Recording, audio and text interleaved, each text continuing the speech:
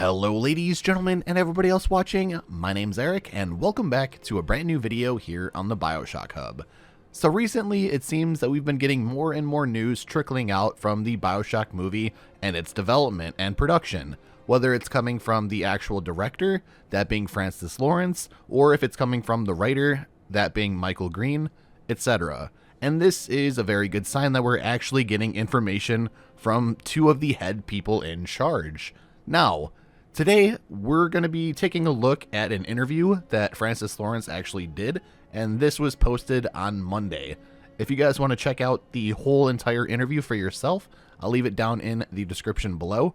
But mainly, I wanted to highlight two key important things that were mentioned within this interview. So, again, if you want to check out the full interview for yourself to hear everything he has to say, link will be in the description. Otherwise, I hope you can sit back, relax, and enjoy the video.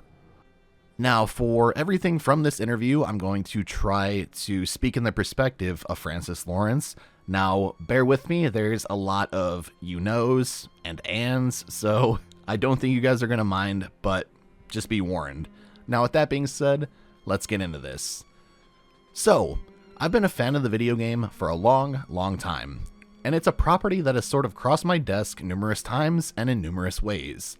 I won't get into all of them, but the first time was in 2009 or something, and I remember getting a call from Gore Verbinski, who was going to do it at Universal, and I think at the time it was a $200 million R-rated movie. Universal was like, we don't want to do that, right? That's too much money for an R-rated movie, you know, that doesn't have Tom Cruise in it or whatever.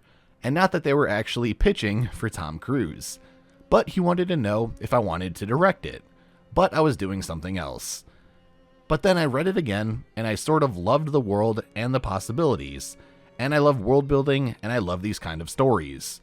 And also the mythology and the sort of backstory that Ken Levine has created for this world is the other thing that draws me into almost any project. Ken Levine built this world on theme and ideas, and so it gives a sort of heft and a relevance, and it doesn't feel like surface level of visual trickery. So I sort of fell in love with all of these things. And then years and years later, it finally came back around after some sort of pass-bys. And a producer I know sort of got attached, and Netflix got attached, and we all got together, and I started working with Michael Green, who's a friend of mine, and who also wrote Blade Runner 2049. He's doing the draft, and it's an amazing draft, so I'm really getting excited. The final part of the interview that I want to include in this video is something that calmed me as an overall BioShock fan, and I hope it does the same for you guys as well. And this is going to be in terms of the graphics and the visuals that they want to use within the movie. So with that being said, let's see what Mr. Lawrence has to say about this. I mean, so much visually we actually get from the world itself. You know, whether it's the sort of game one or earlier, you know, versions and later versions, and things like that, when the sort of world building got a little more robust. Movie-wise, and this might be a weird one for me, is that I look at a movie like The Shining, truthfully, because so much of it is sort of like a haunted house idea to me, and that's part of what really appeals to me. I'll also say that we've been looking a lot at the Genet and Caro movies. You know, The City of Lost Children and Delicatessen and things like that. But you know, we're in very early stages. No official prep yet, but we have a great script. I think you have to be a fan yourself, you know, to go in so that ideally some of the pressure comes off. Like, I think fans are really gonna love it. Also, because, you know, it's not easy to sort of get past Ken Levine and Take-Two and the whole team either, you know, in terms of being true to as much as you can in terms of the spirit of the game, and the mythology, and the history, and the ideas, and, you know, all of the things that make it so great and revered, I think is all going to be infused into this story.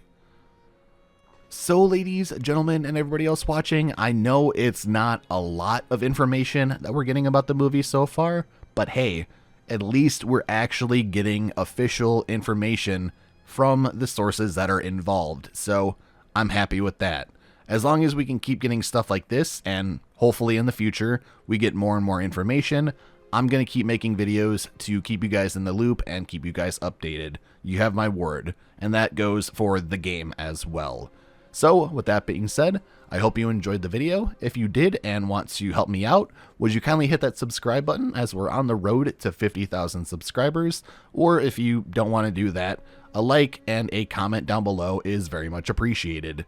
If you do subscribe and never want to miss a future video or a future live stream, feel free to hit the bell and turn on all post notifications, so hopefully YouTube will notify you whenever I upload or whenever I go live. Fingers crossed. If you want to stay up to date with me outside of YouTube or check out additional content, be sure to check out my second channel as well as my social medias, the links to which will be down in the description below. And also, I will be streaming a lot more on twitch.tv if you want to check that out. Again, link in the description below. With that all being said, thank you all so very much for watching. Take care, stay safe, and I will talk to you all again very, very soon. Love you guys, and thank you for everything.